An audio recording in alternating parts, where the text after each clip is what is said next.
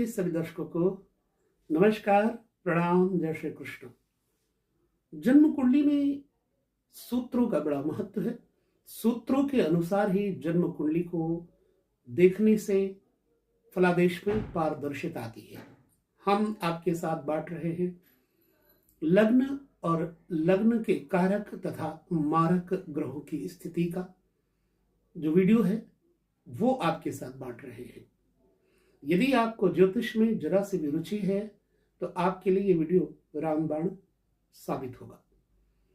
इससे पूर्व मैंने एक मेष से लेकर के वृश्चिक लग्न तक कारक और मारक के सूत्रों के बारे में आपके साथ चर्चा की थी। अब आज के इस वीडियो में हम वृश्चिक लग्न में कौन ग्रह होंगे कारक और कौन होंगे मारक, इसकी चर्चा करेंगे। वृश्चिक लग्न के बाद धनु लग्न, मैं धनु लग्न के ऊपर आपके साथ चर्चा करूंगा। तो धनु लग्न में जो लग्न का स्वामी है वो बृहस्पति है, चतुर्थ घर का स्वामी है वो बृहस्पति है। सदैव याद रखिएगा कि जो लग्नेश होता है वो मूल त्रिकोण का भाव रखने के कारण सदैव प्रबल होता है। जैसे यहां धनु लग्न है तो धनु लग्न में देवगुरु बृहस्पति लग्नेश हो गए और चतुर्थेश भी हो गए, यानी सुख भाव के स्वामी भी देवगुरु बृहस्पति हैं, लग्न भाव के स्वामी भी देवगुरु बृहस्पति हैं। ठीक है। अब दूसरी चीज ये जानना है कि जन्म कुंडली में जब एक ग्रह शुभ हो, सौम्य ग्रह हो, वह केंद्र स्थानों का स्वामी हो जाए तो अपना शुभ प्रभाव गायब कर देता है, यानी उस ग्रह का जो शुभत्व है वो स्थगित हो जाता है। परंतु यहां पर एक थ्योरी है और नियम है कि जब लग्नेश भी वही ग्रह हो तो उस ग्रह को केंद्र पति का दोष नहीं लगता। जैसे कि देवगुरु बृहस्पति यहां पर केंद्राधिपति दोष से मुक्त हो जाएंगे क्योंकि लग्नेश है। दूसरा घर हमेशा मारक होता है, धन का भाव, कुटुंब का भाव होता है। अष्टम और सप्तम घर भी मारक होता है, इसलिए यहां पर चंद्रमा मार्केश बन सकते थे, परंतु जब चंद्रमा अपनी राशि में हो तो मार्केश का असर नहीं देता, क्योंकि यहां अष्टमेय स्वयं चंद्रमा है। इसलिए इनका मार्केश धनु लग्न वालों के ऊपर प्रभावशाली नहीं होगा, शुभत्व की तरफ होगा। वहीं पर शनि दो घरों के स्वामी हैं, दूसरे और तीसरे। तीसरे घर का स्वामी पराक्रमेश होता है, धैर्य और साहस, पुरुषार्थ के बारे में वो बताता है। तो शनि यहां धनेश भी है, मार्केश भी है, लिहाजा धनु लग्न में धन के लिए शनि लाभ देंगे परंतु स्वास्थ्य के लिए लाभ नहीं देंगे। और हां, शनि हमेशा तीसरे, छठे, 11वें भाव में शुभ फल भी देते हैं। इसलिए यहां नौकर चाकर, व्यापार, साहस, धैर्य का कारक होने के कारण शनि प्रमुख भूमिका देंगे। यानी धनु लग्न वालों के पास यदि लग्न शुभ हुआ तो ऐसे व्यक्ति के पास नौकर चाकर, मित्र, कुटुंबी बहुत अच्छे होंगे। यहां पर बुध के बारे में केंद्राधिपत्य दोष लग जाता है।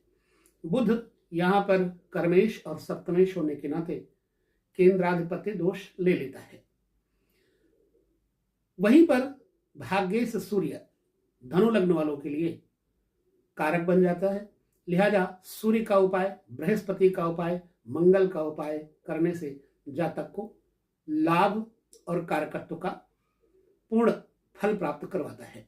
हालांकि मंगल द्वादश भाव का भी स्वामी है, लेकिन चूंकि मूल त्रिकोण में जो पंचम मेष राशि है उसकी वजह से मंगल प्रभावशाली शुभ फल देने वाला बन जाएगा। वहीं पर शुक्र के बारे में चर्चा कर लेते हैं। धनु लग्न वालों के लिए शुक्र का प्रभाव धन को लेकर के, वैभव को लेकर के, सुख समृद्धि को लेकर के शुभ रहेगा, लेकिन शारीरिक स्वास्थ्य को लेकर के प्रॉब्लम क्रिएट करेगा। सो यहां शुक्र की भूमिका सिर्फ धन को लेकर के विचार कर सकती है। अब जन्म कुंडली में धनु लग्न वालों को यदि नवग्रहों का दर्शन करना हो, देखना हो कि कैसा प्रतिफल होगा, तो हम उस पर चर्चा कर लेते हैं। यहां पर यदि सूर्य बैठेंगे लग्न में, तो सूर्य क्या है?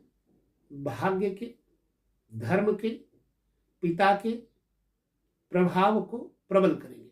धनु लग्न वालों के लिए सूर्य यदि लग्न में है तो जातक परम भाग्यशाली, शासन, अनुशासन, प्रशासन से उसको लाभ होता है, राज सत्ता से, गवर्नमेंट जॉब का इसको लाभ होता है। यह व्यक्ति तेजस्वी, ऊर्जावान, विद्वान, अस्पष्टवादी, थोड़ा गंजा टाइप का होता है, चौड़ा मत्था, रंग में केसरिया या स्वर्णिम आभा लिए हुए ऐसा व्यक्ति होता है।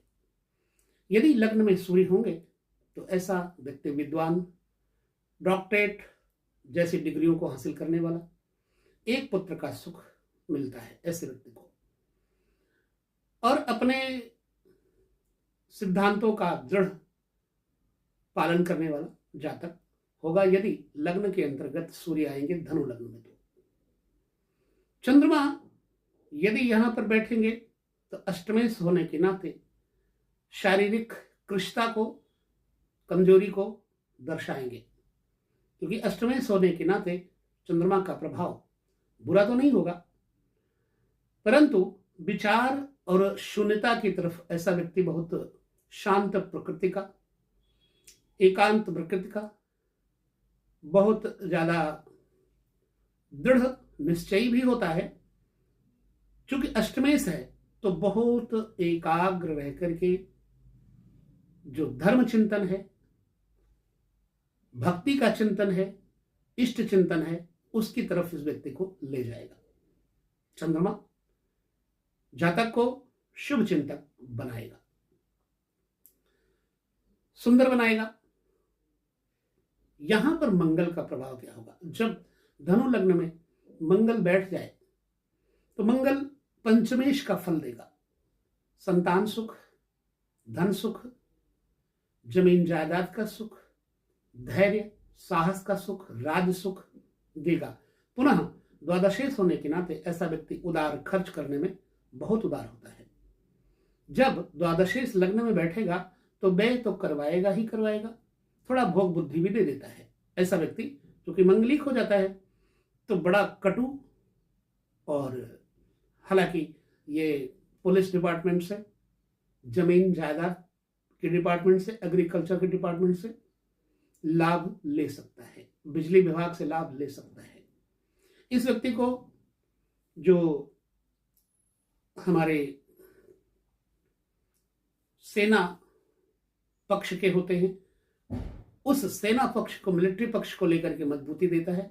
ऐसा व्यक्ति दुस्साहस, साहस, कहो तो पानी में आग लगा दे, ऐसी क्षमता वाला होता है जब मंगल बैठेगा।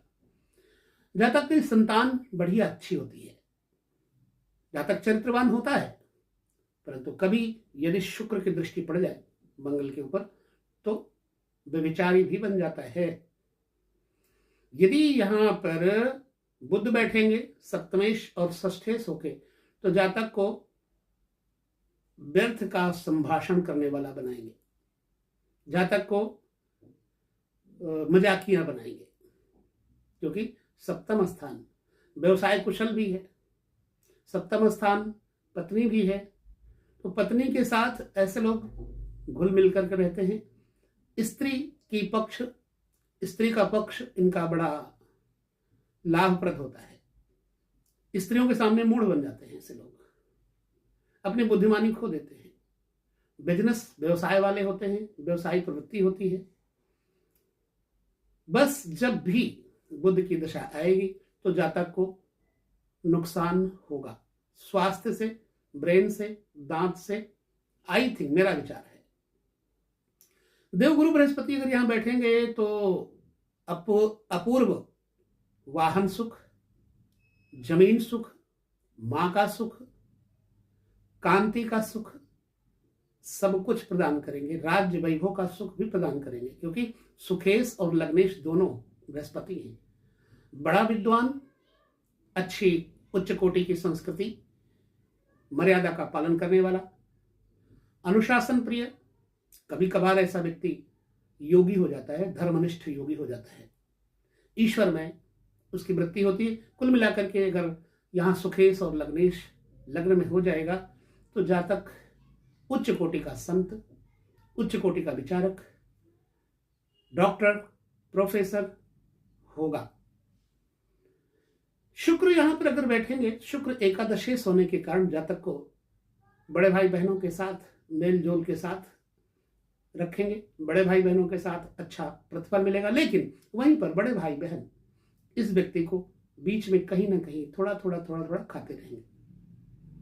ये व्यक्ति भोला भाला हो जाता है। षष्ठेश जब लगन बैठेगा तो अनावश्यक शत्रु, जादू टोना तंत्र मंत्र करने वाले शत्रु, महिला वर्ग से शत्रुता इसकी अच्छी नहीं होती। और प्रायः इस व्यक्ति को महिलाओं के साथ घुल मिल करके रहने में नुकसान देखा गया है। इसलिए धनु लग्न में यदि शुक्र बैठेंगे तो ऐसे जातक को अपनी लंगोटी मजबूत रखना चाहिए। किसी स्त्री के साथ बहुत ज्यादा घुल मिल करके रहना इसके यश कीर्ति को धब्बा लगाएगा। आई थिंक भोगी वृत्ति तो बनाएगा ही, संपत्तिवान बनाएगा, सुंदर बनाएगा, सुशील बनाएगा। पुनः शारीरिक रोग जैसे नेत्र रोग, केस सफेद हो जाना, शरीर में व्रण हो जाना, जख्म हो जाना, घाव हो जाना, त्वचा में कोई ना कोई रोग हो जाना, शुगर इत्यादि की प्रॉब्लम भी दे सकते हैं। क्योंकि षष्ठेश रुग्ण रोग का घर है, शत्रु का घर है, ऋण का घर है।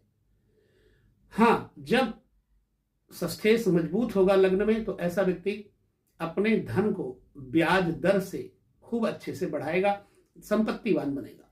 लेकिन अगर कमजोर हुआ तो कर्जी बनाएगा, अनावश्यक जो खान पान है इसका बिगड़ेगा, मदिरा सेवन, कोई ना कोई व्यसन का इसको लत लगने का भय रहता है। यदि शनि बैठेंगे यहां पर लग्न में तो शनि तृतीयेश और धनेश होने के नाते जातक को स्पष्टवादी, क्रूर, दुस्साहसी, पराक्रमी, राजनेता इत्यादि बनाएंगे।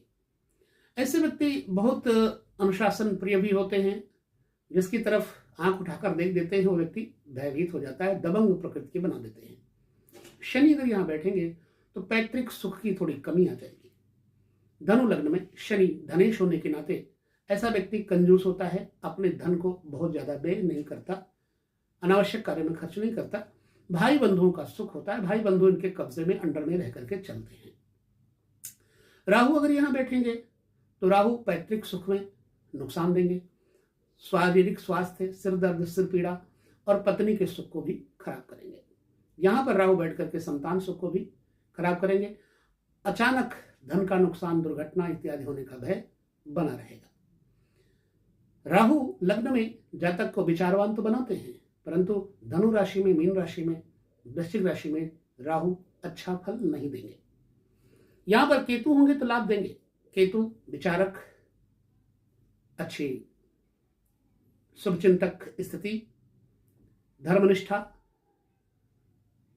बड़े बुजुर्गों का सम्मान, हाँ, माथे पे चोट का निशान इत्यादि जरूर दे सकते हैं। तो इस प्रकार से केतु का फल यहां पर शुभ होगा, राहु का फल यहां इतना शुभ नहीं होगा। तो धनु लग्न वालों के लिए बृहस्पति, मंगल, सूर्य ये कारक ग्रह हैं। बाकी शनि निम्न, बहुत ज्यादा अच्छा फल नहीं देंगे। धन के बारे में ठीक है, शुक्र भी धन के बारे में ठीक है। चंद्रमा यहां मारक हैं, लेकिन चंद्रमा जब प्रबल बुरे ग्रहों से देखे जा रहे होंगे तब मारक बनेंगे, अन्यथा जातक को कूल माइंड बनाएंगे। तो वृश्चिक लग्न के बाद धनु लग्न के ऊपर ये मैंने जो वीडियो आपको दिया, आपके ऊपर कैसा लगा? यदि आपका धनु लग्न है तो क्या यह फलादेश आपके साथ प्रयुक्त है? हमें जरूर बताएं कमेंट करके। तो बस इस वीडियो में इतना ही। आगे मकर लग्न पर और कुंभ लग्न पर आपके साथ पुनः भेंट होगी। तब तक नमस्कार, जय श्री कृष्ण, प्रणाम।